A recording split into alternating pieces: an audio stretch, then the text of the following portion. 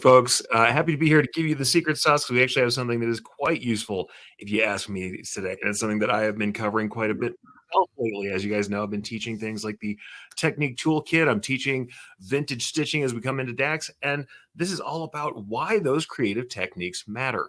So every time I go to teach something that goes beyond the norm, I hear the same few points arguing against techniques that are beyond standard decorating. It's going to be too time consuming. Nobody in my market wants anything that different. The finished product is going to be too expensive to sell. No customer would let me change the way they usually have their logo done.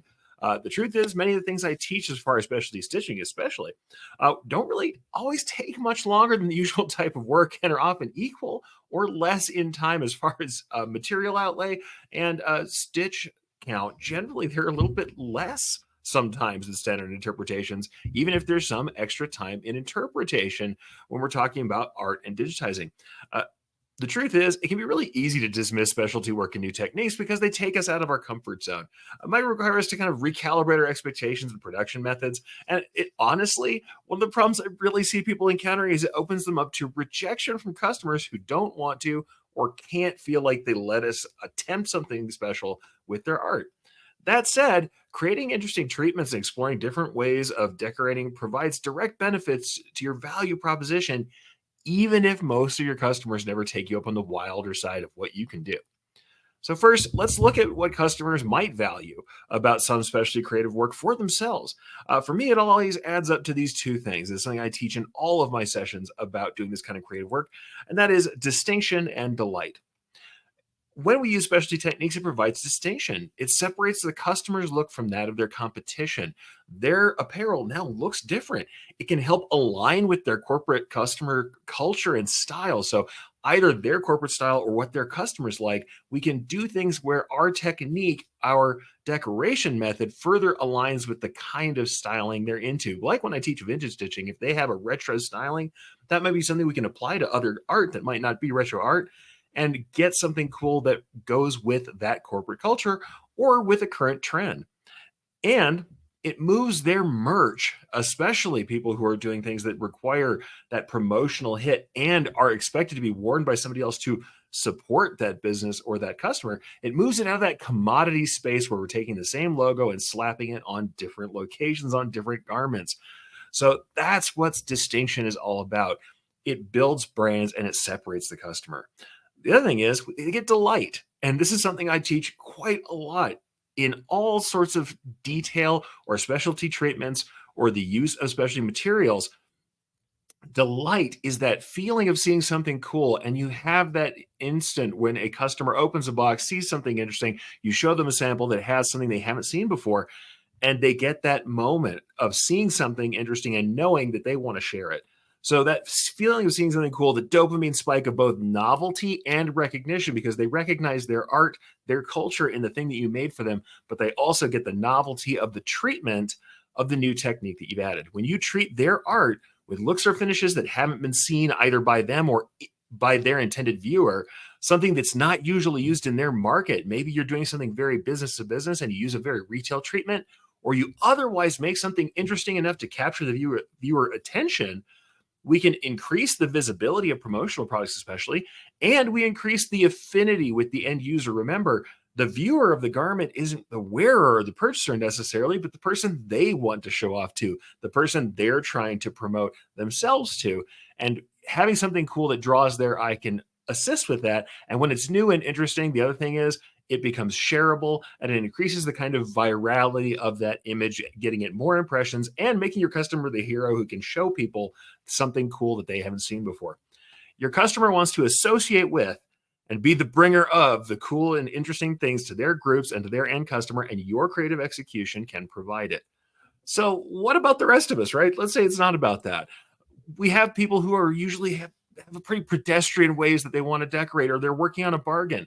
Why do creative samples and creative techniques matter to those of us who have those kind of customers? Well, number one, even though not everybody will go for it, you never know what somebody might go for if you don't offer it to them. Certainly, the other thing is when you have a masterwork in front of a customer, your big piece, your show piece, the thing that's interesting and shows the techniques you're capable of, they can more easily trust you for usual work.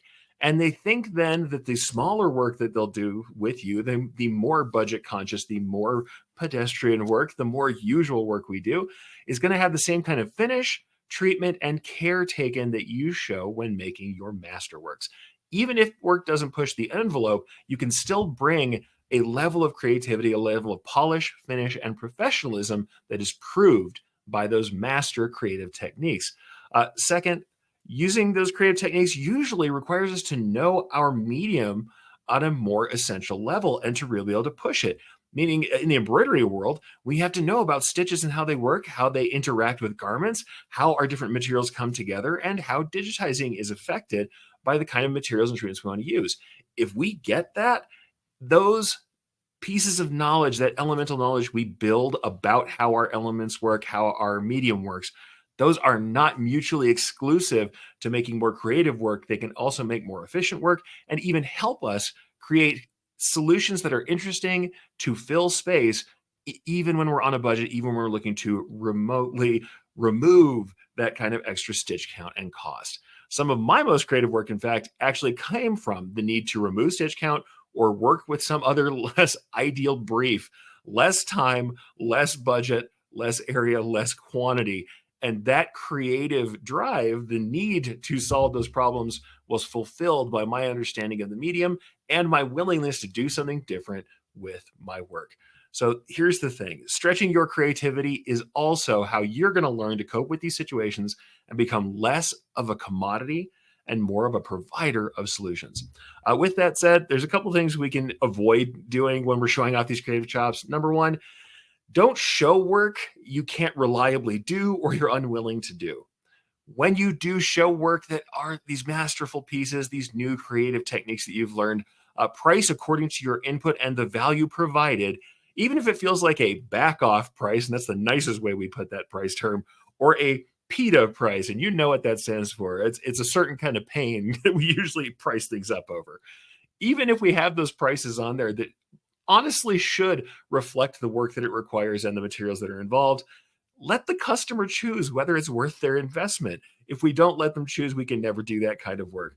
If it is worth their investment, the chances are you're making a much larger profit per piece, and you have no reason not to dig in if you're being paid appropriately and know your costs going into the process. If you don't have a customer who's willing to buy in, that's fine. You're free to pitch a more traditional solution, and showing that work that you can do just enhances their trust in your product.